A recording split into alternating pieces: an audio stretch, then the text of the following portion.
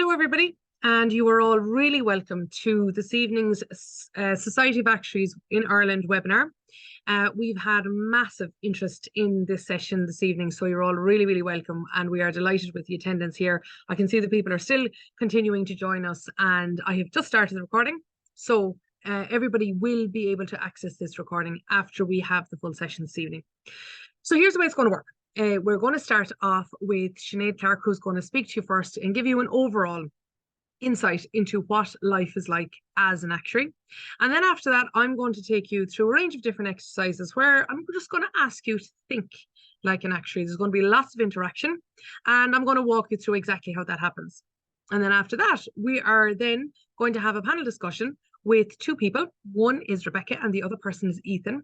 And I'm going to pose a range of questions to them.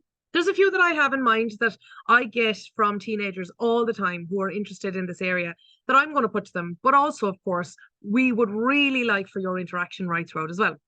So during the interactions that I'm going to have with you, there's also going to be space in there for you to pop in your questions. But in addition, I do also want to point out that we have some volunteers from the Society of Actuaries in Ireland also who are joining us. So if you pop your questions in through the Q&A pod, down there, you'll see it right here. Down there, if you pop your questions in there, we'll also aim to get back to those in as much as possible and as fast as possible within the hour that you're here with me this evening. We have started exactly on time, and I will make sure that we finish at the right time as well. So buckle up and settle in for the next hour. So what I'm now going to do is I am going to ask, Sinead, can I ask you to please, if you could switch on your camera first and foremost. And what we'll do then is I will hand the screen over to you. Susan, I think you need to give me permission to turn on my camera. Okay. Just give me All one right. sec. Okay. What I'll do there, Sinead, is I am going to oh yeah, I was looking there in the wrong spot. Okay, here we go. Now what I'm going to do is I'm going to make you a co-host for a start. And could you just try it out there now, Sinead? Yep. Great stuff. Okay, brilliant. So I'm just going to turn off my camera now, but I'm right here. And like I say, everyone, please do pop your questions into the chat. Sorry, into the Q&A pod. That's important because that's how we can respond to you. And Sinead, the floor is yours. Thanks, Susan. Hello, everyone, or good evening. My name is Sinead Clarke, and I'm an actuary. I'm also a member of the Society of Actuaries, Diversity, Equity, Accessibility and Inclusion Committee. And I'm one of the volunteers as part of that committee that's helped organise this webinar to introduce students to the actuarial profession. And I also help run our transition year programme. I did my Leaving Cert way back in 2002 in a school in County Mayo, Convent of Mercy in Clarke. I had actuarial science in various colleges down as my top choice. I wasn't really sure why, because I don't think I knew what an actuary did, which is part of the reason why I am very passionate about having these webinars on our transition year programme. Despite that, I had my heart set on actuarial science because I wanted to do something that was business focused, but that was able to use my maths. I loved maths and I still love maths. I was lucky enough to get enough points to get into the course in UCD, Financial Studies and Actuarial Science, or Financial Mathematics and Actuarial Science, and I spent 4 years there. When I graduated, I got a job in a consulting company called Milliman, and I've been working there ever since. I started off as an actuarial student, and then I had to do professional exams. So all actuaries have to do professional exams, like if you want to be an accountant or if you want to be a lawyer, you have to do professional exams. It's similar in actuary.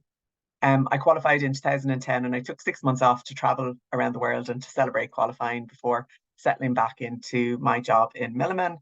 I have worked there for 17 years.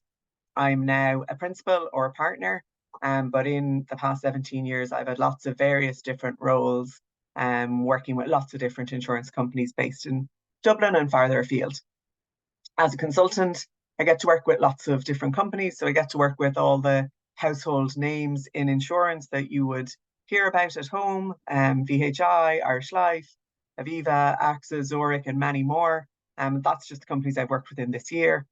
But Dublin is also a really big insurance hub, and not many people at your age would know that. So there's lots of global insurers based in Dublin as well. So it means it's a really great place to be based, to be part of the actuarial profession. And lots of people in the profession will work for companies that aren't household names, but have either involved in the insurance or the pensions industry in Dublin. But that's enough about me. I'm really here to tell you about what it actually does. Because regardless of what I thought when I was 16 or 17, that's an important thing to know about before you fill out your CAO form. So I have a slide to share with you now that some of you may have already seen. Yeah,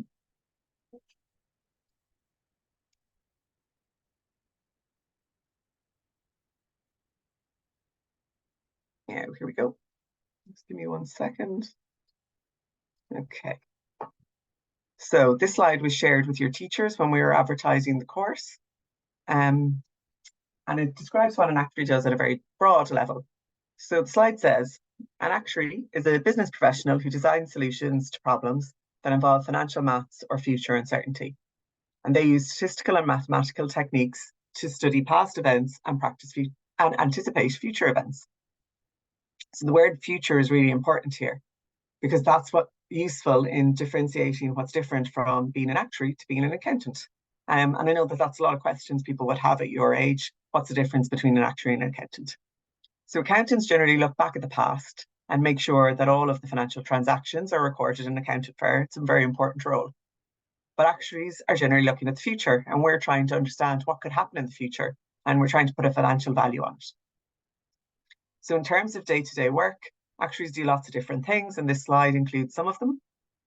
Most actuaries work in insurance or the pensions industry, but some actuaries work as traders or in banks or even in the aviation industry, and farther afield still. There's actuaries working in the likes of petty power and things like that. Anywhere where you have maths or statistics, there's a good chance you might find an actuary there, even if it's not a traditional actuarial role. But even in insurance and pensions, there's lots of actuaries working in purely actuarial roles. So the head of actuarial function is a very senior actuarial role within an insurance company. There's lots of actuaries working in actuarial teams, either pricing or reserving or things like that, which I'll talk to you a little bit more about.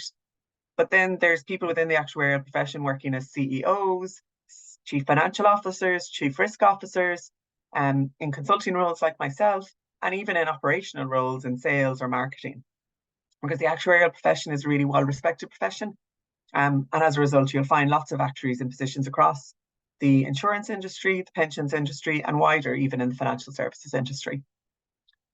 So this slide says the day-to-day work can involve these 4 things. These are just examples. There's lots of other things day-to-day work of an actuary can involve. But the first one is an important one. It says advising on how much money to put aside to pay claims as and when they fall due. So this one to me is maybe core to what the actuarial profession is about. And it's a really important role the head of actuarial function plays for insurance companies. So if you go into a shop and you want to buy something, say you go into your local corner shop and you want to buy an apple, you give the shopkeeper money and they give you the apple. So if you remember your business studies, if you were an accountant, the accountant would deduct the apple from the company's assets, and they'd add the money or the cash to the assets on the balance sheet, and that would record both of the transactions and it would balance the balance sheet. But if you buy insurance, say for example for your car, you give the insurance company a premium, so you give them some money. They don't give you anything back straight away. So there's a gap there on the balance sheet. They'll only pay the claim if something happens, if you have an accident or if you damage your car. So the insurance company has an asset on its balance sheet, the money you paid them for the premium, but they don't have anything to balance against that. So they need to set aside some money for the claim, but they don't set aside the full amount of the claim because the claim mightn't happen. And that's where actuaries come in. Actuaries are trained to estimate the future expected cost of claims and to calculate the liability for the insurer. And that's the number that ends up on the balance sheet that balances against the premium. And it's a really important role. The head of actuarial function, particularly, has a lot of responsibility to ensure that the insurance company has enough money to pay claims to policyholders when they need to. Because insurance is a very important plays a very important social role in society. as you know, insurance helps policyholders in their time of need. So if you drop your phone, the insurance company can cover the cost to fix it, or they can cover the cost of a new phone. But if you're sick, your health insurance can cover the cost of treatment in a private hospital. If you crash your car insurance can cover the cost of a new car or fixing your car. And probably most importantly, or where insurance comes in mostly in times of need to families, is if someone dies, and life insurance can make sure that there's enough money to support the family. So that's why actuaries play a very important role in the insurance company and for society in general. Other actuaries are involved in other day-to-day work, and that's listed on the slide here. So they might be involved in calculating insurance premiums or advising on how much money to save for retirement. So actuaries who work in pensions would be involved in providing advice in terms of retirement savings. And then there's lots of actuaries working in risk management, and I currently work in a risk management role. And that's where actuaries are estimating, well, because actuaries are estimating things about the future, there's a lot of uncertainty. So actuaries that work in risk management are trying to help companies understand and manage the risks associated with that uncertainty. And right now, lots of actuaries working in risk management are trying to understand the uncertainty associated with climate change and what impacts that might have for insurance companies, but just society in general. Because we're really good at looking out to the future and trying to understand things that might happen in 5, 10, 15 years' time. And that's just a few of the common things that actuaries do. There's lots more. I just can't list them all on one slide. There's also lots of skills that you learn if you choose to do actuarial science. And maths is a really important one, and that's why it's got the biggest position on this slide. It's really important to have a core competency, but also an interest and a love of maths at this stage of your education if you want to go on and pursue actuarial studies as a career. You really should be considering doing higher level maths for your Leaving Cert. There's lots of other skills that you can learn and use as an actuary. So this slide includes some of them. There's coding and IT, economics, sciences, particularly the mathematical based sciences such as statistics and probability, problem solving, analysis, innovation, and communication and presentational skills. When I was an actuarial student, I spent a lot of my time coding and building actuarial models. And I got really good understanding of the core mathematical and technical actuarial skill set as part of that. But as I progressed into my career, I moved more into problem solving and an innovation type role. I help my clients solve complex problems. And that's what I really love doing. And that's why I'm still happy in my career as an actuary. But communication and presentation skills are also really important. And there's lots of people who think that actuaries just sit behind a computer screen all day working on Excel. And some actuaries do that and they really enjoy it. But lots more will need to be able to communicate complex mathematical problems and solutions to other people across the organisation. So you have to learn these skills too. I hope this gives you a snapshot of what an actuary does. Susan and our panelists, and you'll be happy to hear our panelists are a lot younger than me. They're recently graduated actuaries who are working in their kind of second or third year working in insurance companies or in consultancies and in pensions. They'll provide a lot more insights throughout the webinar on what they do and what their colleagues do and how they've worked through university and things like that and the early stages of their career, which is really kind of the important things that you need to know now. But please feel free to ask any questions in the Q&A. Don't be shy. I'm going to hand you back to Susan now, but I hope you enjoy the rest of the webinar. Sinead, thank you very much indeed for that. I do want to point out at this stage that there's lots of questions that have come in already. And we are gratefully, a big shout out here to Aisling, who's answering questions here in the background. So just going to mention a couple of questions that have come in already. Will this question be recorded? Yes, it is happening as we speak. Will attending this webinar mean you forfeit your chance of getting a spot in the TY programme happening in early 2024, or is this completely separate? It is completely separate. And again, delightfully, we've had a huge interest in that. What are the best 3 words to describe what it's like to be as an actuary? We've had that submitted by an anonymous attendee, and another one of the people who I want to give a shout out tonight is Grania McRory, who is also answering questions in the background. And what Grania said was challenging, dynamic and rewarding. We also have another question here. Are there many options to work from home?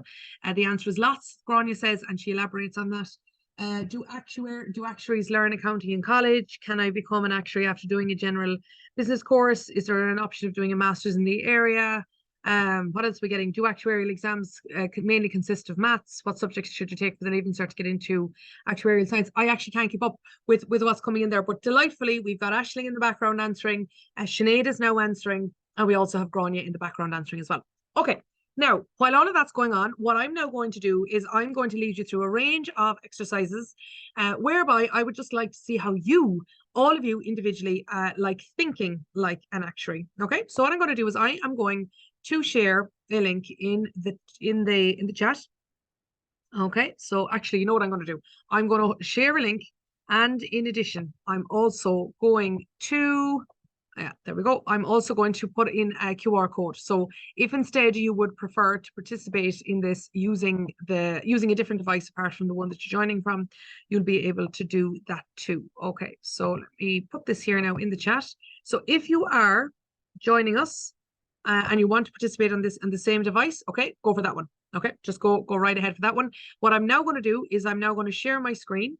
And then what I'm going to do is I'm going to bring up a QR code. Okay, so just going to do that now. Okay, so I see some of you have started joining there. So if you give it some love, okay, so give it a click on the love heart down here. Twitch, 21 of you have done already. Now there's a lot more than 21 of you who's here online at the moment. Okay, now as you can see here, I was going to make that QR code bigger. Right. If you're not on that device, if you're not on the device, if you don't click on the link, hold your phone up there to that QR code, and that certainly will let us know who's there. And if that doesn't work, which it will, right? But if that doesn't work, go on to menti.com and put in that code 4932-8554. Okay, so that's 4932-8554. And I now see that we have over 55, 57. And again, there's a lot more than that who are joining us here this evening as well. Okay, in case any of you are joining me on the recording, I do want to point out to you that the link won't be live for you because, of course, we are making sure that this is a live interaction with everybody, but everything that's in here you can follow up on. All right, are we ready for the first one? Right, think about what Sinead just said. Right, just think through what Sinead just said there. A real aspect of what actuary is all about is thinking about the future, thinking about the likelihood of different things happening in the future, and then of course figuring out how you might be able to handle those events. And of course, when we think of insurance, she already mentioned there some of them about crashing your car, having a health issue, and of course worse. So all right, now we have 110. That's still a long ways off who actually are here tonight, but let's keep going. Now, this is the first question here that I'm going to put. So rank these experiences in terms of risk from highest to low. So what I'm asking you here, right, and I have the answer, but what I'm asking you here is, if you were to travel on any one of these four, which do you think is the riskiest? And the next one, and the next one, and the next one, okay? So if you're to travel by motorbike, if you were to travel by private plane, there's a difference. I have checked. By car, commercial flight, or private plane. So commercial flight is where you would be traveling. Let's say, I'm very grateful to say I was in Australia a couple of weeks ago. So that was a commercial flight, right? So it's not cargo, it's passengers. So if for me at that stage I flew Dublin to London, London to touchdown in Singapore, and then on into Sydney. So my question to you is, which do you think is the highest risk? Okay. So far, based on 60 people, you're telling me motorbike is one, car is second, private plane is third, and commercial flight is fourth. That's so far what I'm saying. That's based on 89 people, okay? So broadly speaking, what I'm seeing at this stage, and we're about to cross over 100 answers to this, broadly speaking, what I see is that based on the last 50 people, you are in agreement with the first 50 people, because that's when I started commenting. Okay, right, you are correct. Actually, you are all correct. And that is that that of the four that I've given you, it is the most dangerous by far to travel with using a motorbike. And the second one is indeed a car. The next one is indeed a private plane. And the next one is a commercial flight. Did you know? And this data is coming from all of the miles that were traveled on these various different modes of transport between 2010 and 2019, that you were 1,700 times safer in a commercial flight than you were in a car. There you go. And that is based on fatalities. Now, I will also say that, of course, an actuary needs to look into the nuance of the data. So the data that I was looking at was fatalities, not accidents. And it also wasn't, of course, injuries either. So one could continue to challenge me on those and say, well, what if you looked at it this way and the other way? And that is, of course, what an actuary needs to do. But for a start, I just wanted to hear what you thought in terms of risk here. All right, next one up here. Right. Now, loads here, right? So I've given you loads here. So what is the average life expectancy of a person in the world? So this is where I'm simply taking the average person in the world, okay? Neither male nor female, just on average, everyone in the world. A woman in Ireland, a man in Ireland, a person in Hong Kong. So again, I just didn't want to make this either male or female, a man in the UK and a woman in Dubai. Okay, over to you. And also, you can see here within my parameters, you can see that I have the minimum age is 50 and the maximum age is 100. Interesting. Okay.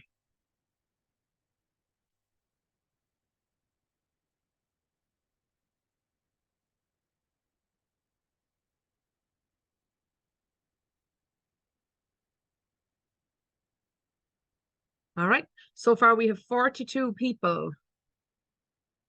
Okay. You're telling me, because I'm a woman in Ireland, I'm joining you live tonight from Dublin. I'm from Cork. I went to college in Galway. I did financial maths and economics in Galway with a view to becoming an actuary. You're telling me a man in the UK, based on over 100 views, a man in the UK you're expecting is going to be outlived by a woman in Dubai. You're telling me that a woman in Ireland would outlive a person in Hong Kong. That's what you're telling me so far. That's based on 116 people. Okay.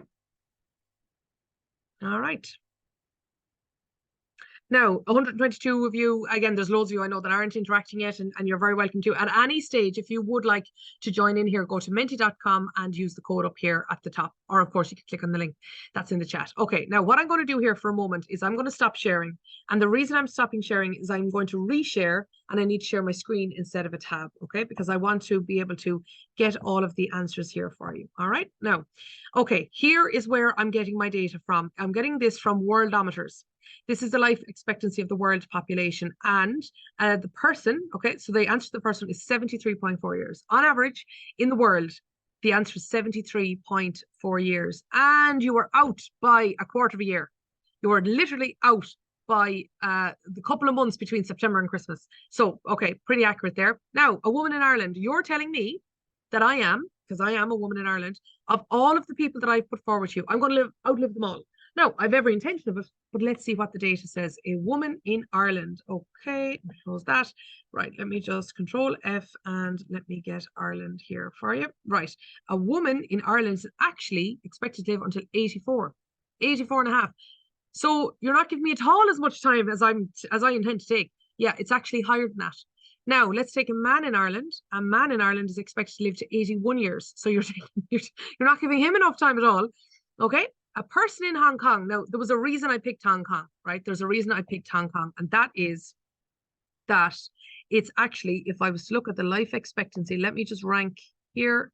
Yeah, the life expectancy, when you actually rank this table, and let me tell you something, actuaries love spreadsheets. They love spreadsheets, they love tables, they love ranking things and sorting things and filtering things. And that's exactly what I've done here. Is actually the reason I picked Hong Kong is it's the highest in the world. The highest life, or longest life expectancy in the world here. So if I go back here, a person in Hong Kong is actually expected to live 85.83 years, as distinct to what you were saying. So the reality is actually a person in Hong Kong would be expected to outlive both a man and a woman in Ireland. As I say, I intend to buck that trend. Now, we have 135 people who are interacting here. Brilliant. Keep them coming. Again, there's lots more of you here, so please do. All right, a man in the UK. Let's check that out. Now, interestingly here, you said that you think that a man in the UK would underlive a man in Ireland by 2 years, right? You're telling me a man in the UK is 77.8 versus a man in Ireland 79.3. Let's go and check that out. United Kingdom is here.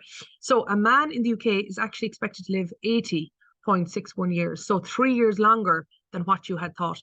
Now, a woman in Dubai. Now, by the way, Dubai is a city within the United Arab Emirates. Okay, so if I go and I search Dubai, let me just do this for you now. Okay, As you can see, I'm not going to find it. And that is, so what I wanted to do was just throw a trick question in there in case any of you had kept up with me. Okay, UAE, I'm going to try, can I find it this way? And I can't. Again, this is something United. Okay, there we go. All right, so as you can see here, a woman in Dubai is actually expected to live 82.57 years. That is how long, now again, marked around about the same difference, by the way, the same difference between the expected lifespan between a man and a woman in Ireland is expected, the same difference between a man and a woman in Ireland. Okay, so that is, now why did I pick this one to put it forward to you, is this is a huge area of actuary, is to understand how long is somebody likely to live. And the reason for that is, because sometimes I hear people saying this is, and it's very morbid, it's a very morbid thought, and it is, right? It is. But if you think about it, actuary is there to think about how do we enable people to live with a lifestyle or as comfortably as possible for as long as possible, to make sure that they don't have to worry about money at a time when they shouldn't have to worry about money. They need to take care of their health or take care of spending time with their grandkids or the great grandkids, etc. And of course, the other side of this, literally, is taking care of people who are left after somebody may die as well. And then that needs to make, that is where, let's say, a company might be saying, we need to invest the part of somebody's wages into a pension, so that as a result of that pension, the person who outlives the partner, or maybe is a parent of children, etc., that they're taken care of financially. Okay, let's keep going then. Let's move on here now to our next one. Okay, now I do want to point out, if you Google this, it will be wrong. Because if you Google state pension Ireland, it won't be right. Okay, and that is because, look at the question I'm asking you. A really, really important thing that I want to point out here in terms of an actuarial skill is to really listen about the question that you are asking. What is the problem that you need to understand? What is the question that I'm really, really asking here? So look at the detail I've put in here. So first of all, I'm looking for the answer in euro. I'm looking for the full state pension, And also I'm looking for this in 2024. Now make sure, as you think about this, you can of course guess it, you can Google it, whatever you want, but just think about the actual pieces of information that I'm sharing with you as a potential customer, and whereby you as the actuary are taking care of what it is that I might need to understand. Okay. All right, so we have, we've only, 62 answers, 73, right? The numbers are rocketing here, which is great. While you're all doing this, I'm going to take a look over here. We've had 18 questions answered over there by the amazing people that are taking care of everything. And at the moment, there are three more questions that are in there. Okay, now where are we at? All right, we've 114. Let me show you. I'm just going to press enter to show the correct answer. Okay, and the answer is €277.30. Now, the piece of information that I didn't give you was whether I was looking for it per week or whether I was looking at it per year. And this is the thing, is that often actuaries have to work with people who don't give the complete information. And the other thing they do is they often have to work with people who don't always understand the full impact of the questions that they're asking. So that was why I shared, and I did point out about the three pieces of information that I was going to share with you, but there was a clue. Look at the parameters I gave you. Look at the parameters. Again, in the last slide, I gave you between 50 years and 100 years. This time I said in between €200 and €300. So what does that point out to you? Well, it pointed out to you that I probably wasn't talking about the year, and probably wasn't talking about a month either. Okay. All right. Let's move on from here. We've had 125 answers. Let's keep going. What's up next here? Right. This time, I need you to just to think. This time, instead of giving you parameters, giving you numbers, I'm asking for your thoughts. So a new housing development has been built in a town close to you. What factors might affect the premium an insurer charges the home buyers? Think about who stand now in the shoes, or look through the lens of the home buyer. So the home buyer wants to get house insurance. What do you think is going to affect the price of that insurance? Think about it. Okay. And let's see what you've got. Now, I really need you to think here. Okay. I really need you to think here about who I'm asking you to think of, right? So I'm not asking you to think about the price of the house. Sorry, I'm not asking you to think about what determines the price of the house. I'm asking you to think about how to insure the house. So think, give this some thought now. Okay, so far we've had 12 people, and that's okay. Take your time, think. Take your time and think. And you can put in, I've given you the option to put in 3. Okay, really, really think. So, okay, right, there's some, some really, some really relevant, recent elements. And by the way, some of these things can change. Some of these things can change. Now, again, I just want to reinforce this point. Think from the perspective of the insurer. Think, so I'm not looking for the real estate agent, and I'm not thinking about why somebody might like to live in an area. Think, I'm asking you to think like an actuary. Think through the lens of an insurer. All right, we've had 82 people send in 258 responses. Okay. All right. As you can probably gather, the more often a word comes in, well then, as you can see, then the bigger the font, the word appears, the bigger the font appears, right? So crime, right? Crime is a big one. Of course it is, because what exactly is house insurance? House insurance is insurance against something happening in the house. And an example of something happening in the house might be theft. And so as a result, crime, of course, is going to be an issue. Another one here is location, of course, yeah, and that location could be for various different things. It could be because of maybe the location is more exposed to weather events than not, for example. Also the age of the house, of course, because the older a house is, well then, of course, the older it could be longer ago when the structure of the house was built, and maybe then it mightn't be made of as materials that could withstand issues. All right, so we have here security.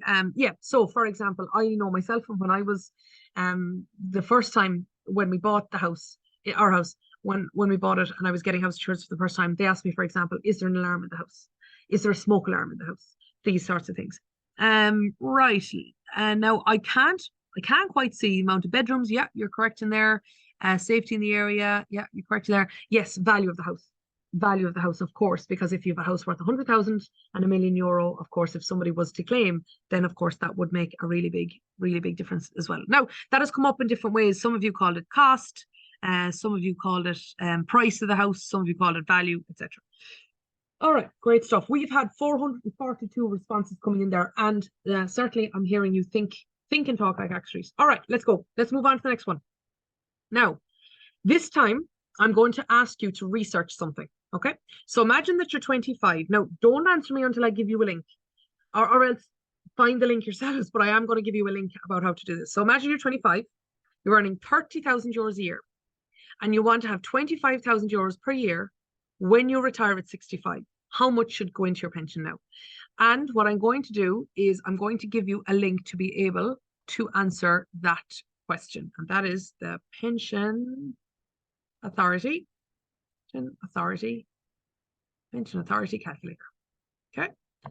And there you go.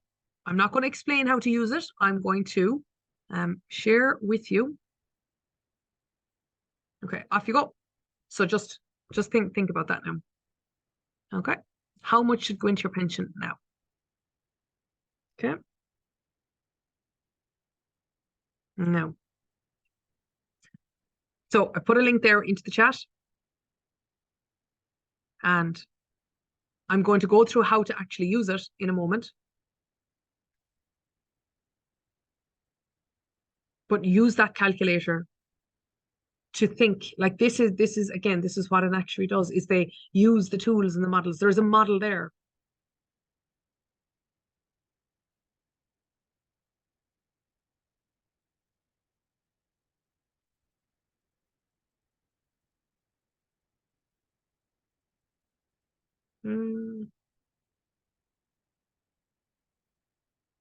So use the answer. So far, I haven't seen evidence of people thinking like an actuary and actually getting in and using the calculator. The model is there.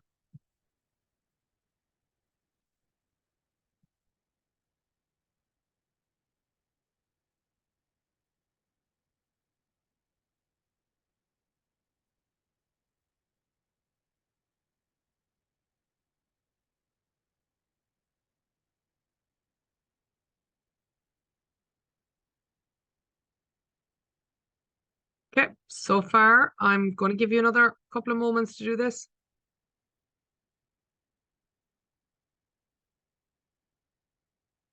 Because there are people who are really using that calculator to really understand how to do this. A few guesses. That's not the way actuaries think. The way actuaries think is to use the models and the data. Now, when I say a model, so a model is something where you take various different pieces of research, different pieces of data, right? And then what you do is you take those pieces of data, you understand how they interact together. And that process about how they interact together to deliver an outcome is called a model. So you could say a recipe, right? So a recipe of how somebody might make bread is a way in which you might do something. It's a way in which you'll take inputs and the process is the recipe that will deliver the output. So that is the process. But you need to put the raw materials into the oven in order to actually generate the output. And that is what I've given you. I've given you the oven.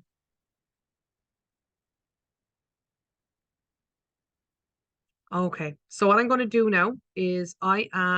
So we're starting to get a good few answers. Right, let me show you how to use that calculator then. Okay, so what I'm going to do is I'm going to pop on over here to the pension calculator. Now, what information did I give you? Imagine that I'm 25. Okay, so I'm 25. Change this to 25. And what I'm also going to do is I'm going to scroll or zoom in. Now, I'm 25. Right, what's the next thing I said? I'm earning 30,000 a year. 30,000 a year. 3012. Okay, there we have 30,000 euros a year. All right. What age do I want to retire at? I want to retire at 65. Okay, over here, I want to retire at 65. Great stuff. All right. Now, how much do I want when I'm 65?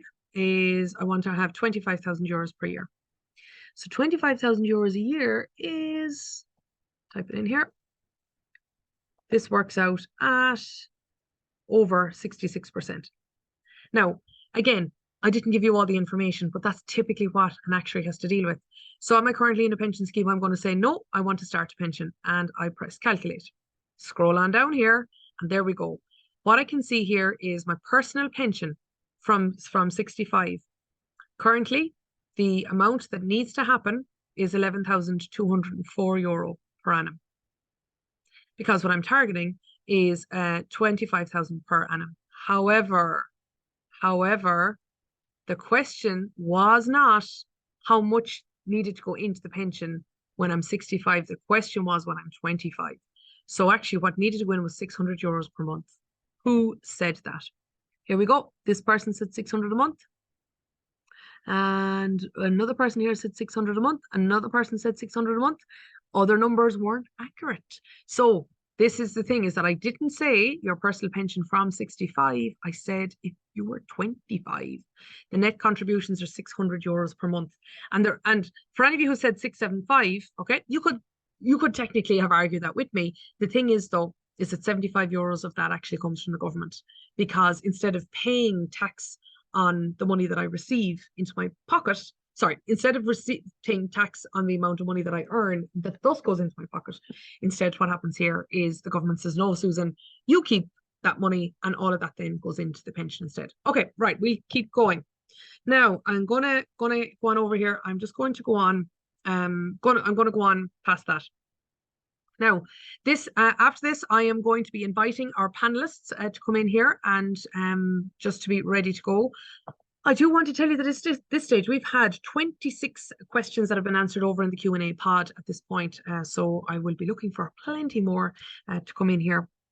All right, so the question is, if you had invested $10,000 in the global stock market on Friday, the 25th of September 2009, how much is that worth today? And the reason that I'm asking about this is, of course, when money is put away, whether it's saved, it's invested, maybe it's paid in premia to an insurance provider, of course, that money then needs to be invested.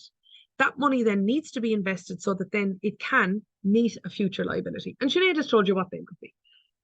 Could be an accident, could be a claim because of a house, something to do with a house, could be a death.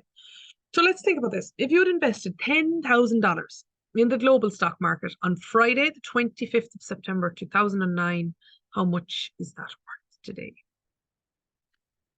Okay. So what are you going to say? Okay, I'm getting all sorts here. 10 people have simply picked the max. Okay, we're only so far at 43 people. That's quite low relative to what I've been hearing, what the interaction that I've been getting so far. And then I'm going to show you exactly how I'm going to find the answer to that. Okay, we're fair play to Aisling and Grania and Sinead. There are loads of questions flying in the door there. Okay, we're only at a 65 answers so far. Think. Okay, just think. And research. You can either guess, of course, or you can think like an actuary and go and research. The models are there. Data is there. Go and have a look for it. 75 of you so far. Okay. And I'm getting all sorts of numbers. Some of you are picking the minimum. 4 of you have said 25,000. So just think, if you had invested $10,000 Friday the 25th of September 2009, how much is that worth today? Okay, we're only getting to yet. All right, what I'm going to do is, if you have submitted your answer and you want to see how to get this right, follow me. If you're still researching, you go and research, and then I'll explain. You'll see the link anyway about how I get to this. Okay. All right. So far we've had 87 responses, and that is yeah, we're about 30 or 40 people off the number of people who typically answer, and that's a long ways off all of the people who are here. Okay, so here is how I'm going to find out the answer to that. What I'm going to do is I'm going to find a global stock market fund. Okay, so I'm going to go to a website here called iShares. And iShares is the largest exchange-traded fund provider in the world. So an exchange-traded fund is a fund is a collection of companies. It's where a pool of money have been invested into either companies or bonds or different assets, right? But for now, it is a pool of money that has been invested into various different companies on the stock market.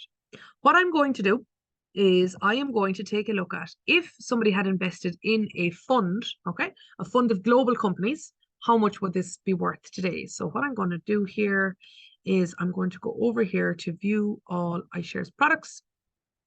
And now what I'm going to do is I'm going to take a look at the global stock market. Okay, so equity is another word for stocks. And I'm going to go over here to a global. Again, remember, actuaries love sorting, filtering, looking at data, looking at tables, and extracting out the information that they might want. All right, so what I'm going to do now is I am also going to scroll on down here, and I'm going to find one of these. Okay, here's a world fund. Okay, and also I can see over here that it is traded in euro, because I don't want foreign exchange exposure, right? I want to keep this from the perspective of me, an Irish woman, with euros that are being invested. And let me just see if I was to go in here, and I'm going to take a look at this. So far I can see YTD year to date, the global stock market is up 15.77%. Okay, and if I take a look down here, I can see that the growth over here of $10,000, I can see how that has grown. Now, is this the right thing to do in order to get the answer that I wanted? Well, I've shown you the global stock market, haven't I? Remember the question that I asked, and that is from Friday the 25th of September 2009. So does this fund go back early enough? No, it doesn't. So even though I could get the information for you about the global stock market this year, and I could even get the information back as far as 2019, it's not good enough.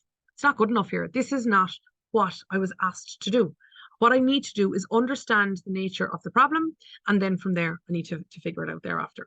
So, of course, like all people might say, in a position like I'm in, here is what I had prepared earlier, and I have all of my references down here.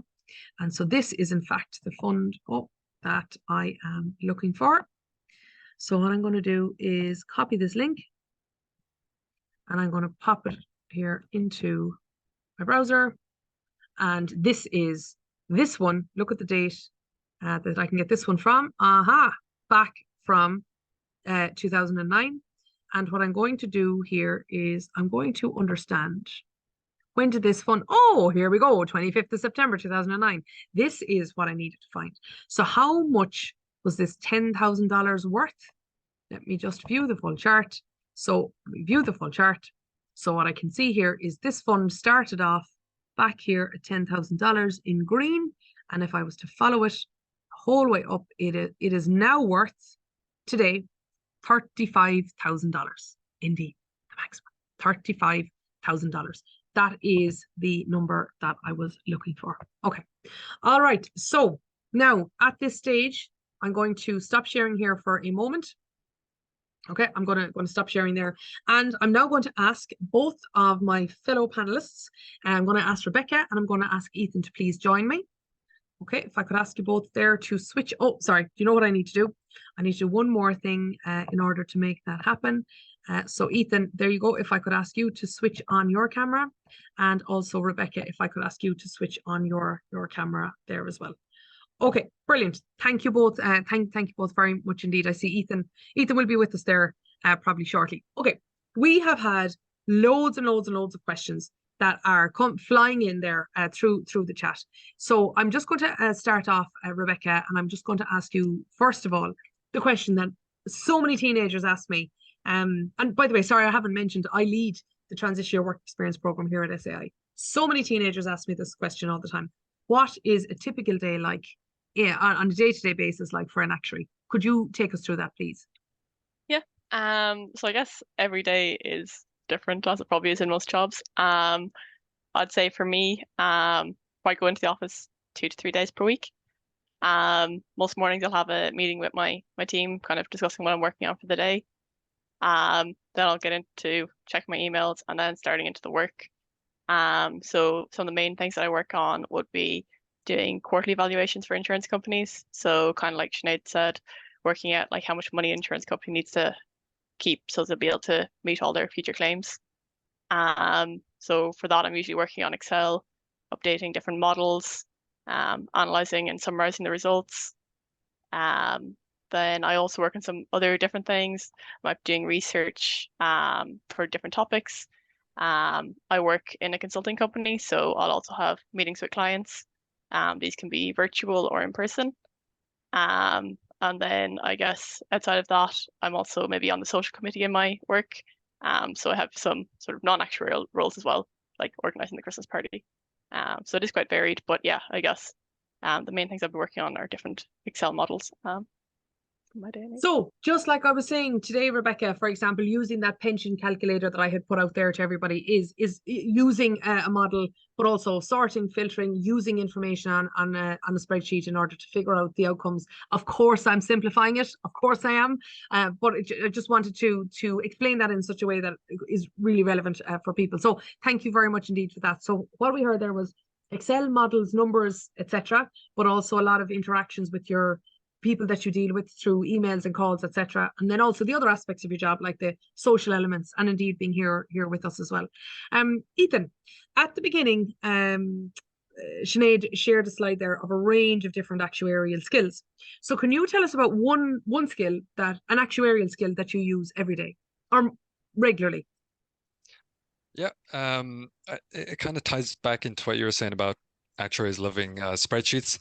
I'd say the biggest skill I use is called liability modeling, which kind of ties into, if you have a pension scheme and someone's going to retire in 20 years, how much do you owe that person today? How much is that money worth? And so a lot of the work that goes on the team that I'm on is that liability modeling, which again is just using a lot of Excel spreadsheets and Excel models and applying that, as you said, getting all the information and then putting it into the oven.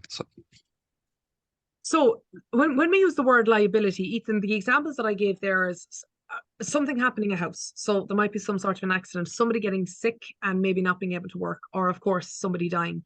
There are 3 examples that I put forward of a liability. Could you just give us another 1 or 2 examples of a liability? And are there any good ones, like nice ones? Yeah, the one that I work with the most in pensions is how much money you owe someone on retirement. So in Ireland, the national retirement age is 65. And so you have all these people, they could be 20, they could be 64. And liability just refers to how much that person has accrued in their pension, how much they've put into their pension over the years, and how much future kind of accrual you're expecting them to put in and how much you're going to owe them then at that age. So that's what we refer to when we say liabilities. And yeah. So somebody at their pension or at their retirement, a pension then means that this is money that they can then receive all the way up until they die. So of course that's a nice one, of course. Yeah. Rebecca, as I'm looking here, and again, like I know I keep saying it, but I just again want to give a shout out to Grania and to Aisling and to Sinead, who are feverishly answering questions there in the background. I mean, at this stage we've 35 answered questions, and I've only been able to take glimpses of them as we go along. But again, one of the things that comes up a lot either there or when people are dealing with me, the question is what subjects really help them in college. Now, I am of course aware that there's a lot of people here tonight who are in 5th and 6th year and are past the choosing their subject stage. There may be people, of course, before that who may be joining us from TY. There may be people who haven't done their leaving cert yet. There may be mature students. Whoever you are, for a start, you're all very welcome. But I do want to ask, Rebecca, what subjects do you do either in school or in college that really help when you actually become an actuary? Yeah, so I guess I'll start with school. Maths is the key one. Definitely you need to do higher level maths to get into the actuarial courses anyways. And I think an aptitude and liking of maths is the key one. Then after that, I suppose when I was picking my own subjects, I did not want to be an actuary. So I didn't pick my subjects based on that. I think if you really wanted to tailor your subjects, you could maybe pick some of the more businessy ones like accounting or economics, and maybe applied maths. But again, they're not really essentials. Just having the higher level maths is the key one. Then I guess in third level, in my course, I did actuarial and financial studies in UCD. So you cover a variety of different subjects. First year, I think you're kind of going over the basics, kind of bringing everyone up to the same level. So some people will have done accounting and some won't. So you might do a module in that, a module in basic coding, probability statistics, some calculus and some algebra. And then as you kind of progress on to the later years in college, you're looking a bit more at like financial maths, some of the actuarial maths. And I think those ones are probably the more ones that are key to the day-to-day job. And I guess the coding as well. Like I'm not really sure. Well, what I was thinking there is that, like, there's a trend there to what you're saying. And it sounds to me like the trend is logic, problem solving, understanding an issue, and then how do I get more data to understand this, or how do I ask more questions, or how do I extract an insight out of the data that I'm looking for? Would that be an accurate, like, if I were to characterize right back to the honours maths and the applied maths in school, right to the actuarial maths that you mentioned at the end? Obviously, maths is in all those words, but terms, I mean, but is logic the common theme? I would think so, yeah. That is probably, yeah, the common theme. And I was going to say, you're not really sitting down doing algebra in my day-to-day job, but it is kind of the skills and the logic that you have learned through those subjects and the kind of thinking behind it that is the key skills you're picking up. Okay. And so, Ethan, you know, as Rebecca talks about what you sit down and do in your day-to-day, like tonight is all about helping people understand whether they might like to pursue that journey towards the outcome. But traditionally, Ethan, people think of actually, they think high points, they think lots of exams. And is it like, what's it really like? Is it all just pressure and stress for 10 years and then you get to the other side, you make loads of money? So what are the risks and the challenges in the journey, not the destination, the journey? Yeah, it definitely ties in. There is definitely more of a commitment in your sort of young 20s, young to late 20s, but it's nothing unmanageable. It's just like usually the way it works is if you start as for example, a trainee actuary, your salary will be tied to the exams as you pass. So it's a lot different than leaving cert or college where you're just studying for a number. You're actually getting a pay increase, and as well as that, you're getting more responsibility, more growth within the company. So even though you are studying while working, you're getting a huge incentive to do that. And you also know that when you become a qualified actuary, you can basically work wherever you want, and you get very competitive salary for that. So in terms of the cost is you do have to commit. You do have to commit to the job. But the benefits are that you have a lot of different pathways from if you find out that it's just not for you. A lot of different financial roles will love a partly qualified actuary because it shows that, as you said, you have this skill with logic, numbers, and problem solving, and it'll lend itself well to basically any other financial profession. So Rebecca, Ethan there says if it's for you. But how do you know if it's for you? I mean, you even mentioned there a little while ago when you were picking your subjects, which I'm guessing you did in transition year or in junior cert if you didn't do TY, and you said you didn't know that you wanted to be an actuary at that stage. So, like, how did you know? And I'm asking this in the context that two things. Number one, most teenagers tell me at this stage, right, TY 5th year or 6th year, that they're not sure about what they want to do and they feel like a burden to choose. And the second thing that I want to put out there, Rebecca, is that there's 1,500 courses on the CAO. 1,500. How do you know this one is for you? I think that is a good question. I don't know if there really is any way of knowing for sure. Like, I don't think anyone really knows, but I guess going to events like this is very useful finding out a bit more about the profession and the course. If you can talk to people who are doing the course or talk to people who are working as actuaries, ask questions at these sort of events. I also thought going to the open days for the colleges was very useful. So I did go to quite a few different open days when I was in TY in 5th year, when you have a bit more time. Just to kind of get a sense of what the colleges are like, and then you can also go to talks and talk to students in the different courses then. I think, yeah, I don't really envy you picking your courses. It's not an easy decision, but I think if you like maths and problem solving and think you'd like to sort of use those skills in a business setting, then actually is a very good choice for you. I think, like Ethan said, if you go into the course and decide it's then not for you, there are still so many options that it's not like you're kind of pigeonholed into it, which was a bit of a concern I had as well when I was deciding to do actuary. It's like, what if I change my mind? But it's a great like financial background for a lot of different jobs. Yeah, I mean, there's a range of different things that go into that decision, and you've mentioned a few of them. And one of them is, of course, how transferable it might be. That certainly was my concern when I chose financial maths and economics in Galway to be at the top of my list. That certainly was indeed a concern that I had. Before I ask you both one last question, I'm going to just share my screen again for a moment, and because I did promise that we would start on time. And I also am promising that we are finishing on time. So I am going to ask everybody to go back to Mentimeter, and we have a very short form there around how was your experience. I am going to ask, as I say, one more question to Rebecca and Ethan. I know that the three women in the background are still getting loads and loads of questions there at this stage. I feel like I'm on the Late Late Toy Show and I'm telling you how much was raised. But we are currently at 41 questions that are outstanding or that have been answered at the moment, and there's another 5 that the team are feverishly working on. But we also have a couple of questions for you. So, and that is for all of you joining us online. Please do answer this, because we do want to know what is it that you might like in future webinars. We are planning one for a couple of months' time. What is it that you found useful about this evening? And of course, would you recommend this to other people who are interested in the profession? So I'm just going to, for a moment here, I'm going to pop the link there back into the chat, and just to make sure that we do that. And then I have 2 minutes left. And with those 2 minutes, I'm going to use them very wisely. And I'm going to continue to ask Rebecca and Ethan a question each. So I see here that so far there's been 15 of you who have answered that. That is, again, a fraction of who we have here tonight with us. So if you would, we really would appreciate that. Okay, Ethan, second last question goes to you, and then Rebecca, one for you.